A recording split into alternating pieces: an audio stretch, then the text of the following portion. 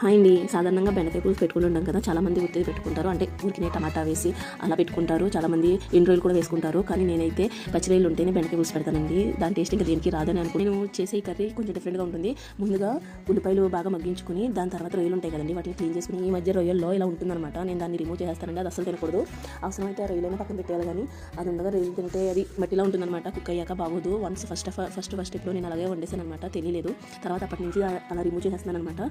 So అలా వలుచుకున్నాక వాటిని కొద్దిగా పసుపు వేసి లో ఫ్లేమ్లో పెట్టేస్తే చాలా వాటర్ వస్తుంది. చూసారు కదండి, చాలా వాటర్ వస్తుంది అనమాట. వీరికి మగ్గాక మనం కట్ చేసి పెట్టుకున్న బెండకాయ ముక్కలు అలాగే రొయ్యలు ఒకేసారి యాడ్ చేసుకుని ఉప్పు కారం కూడా యాడ్ చేసేసుకుని దాంట్లో వాటర్ అనేది యాడ్ చేసుకోవాలండి. ఫస్ట్ ఆఫ్ ఆల్ అలా వాటర్ యాడ్ చేసుకున్నాక కాసేపటికి ఉడికాక అవి కలర్ అయితే చేంజ్ అవుతాయండి బెండకాయలు అనేవి. అప్పుడు మనం చింతపండు చాలా తక్కువ వేస్తానండి. చింతపండు పెద్ద నిమ్మకాయ సైజ్ అంత నిమ్మకాయ అనమాట. 6 కేజీ బెండకాయలకి నేను అంతే వాడతాను నేనైతే.